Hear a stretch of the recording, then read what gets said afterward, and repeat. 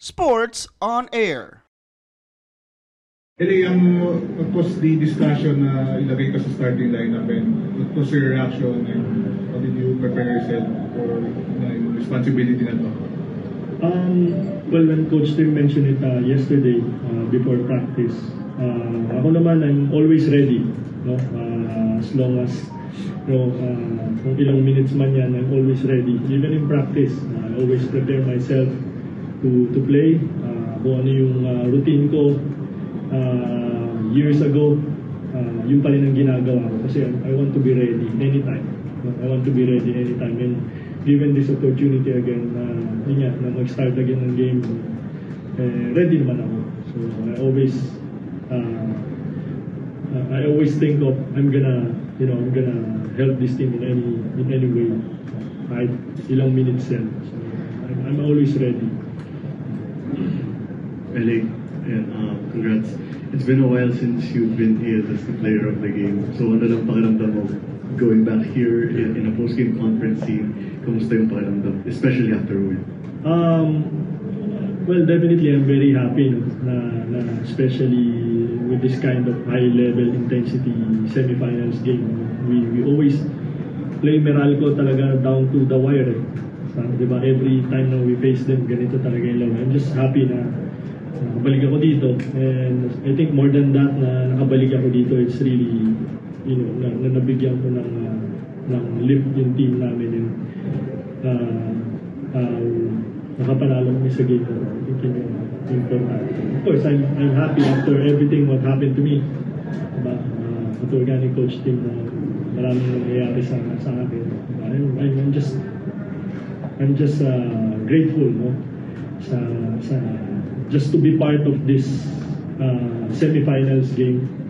I'm really happy. That's why every game I'm ready. I'm ready to go and whatever, 3 minutes, 4 minutes, 20 minutes, 40 minutes. I always set my mind that I'm gonna be ready to help the team.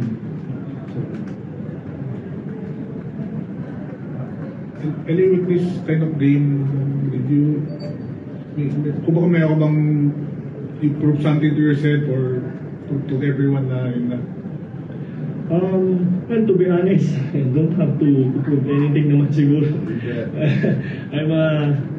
Siguro naman, lahat naman, especially everyone here in this room, siguro alam niyo naman na matagal niyo na ako nakikita, you know naman kung anong kaya kong gawin.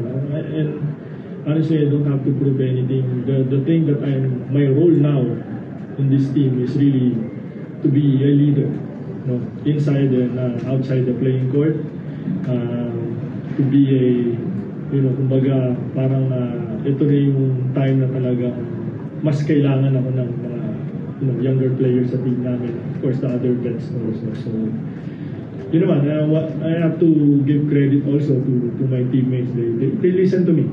So I think with them listening to me, that proves na I don't have to prove anything na. Diba na, nakikinig sila sa akin, whatever I say to them. So, yun. So I'm just happy, nandito ko. But, syempre, I'm not gonna be contented, diba, with this win also. Going back to this win. I want also to move forward and to win again next game. Just next game, think about the next game.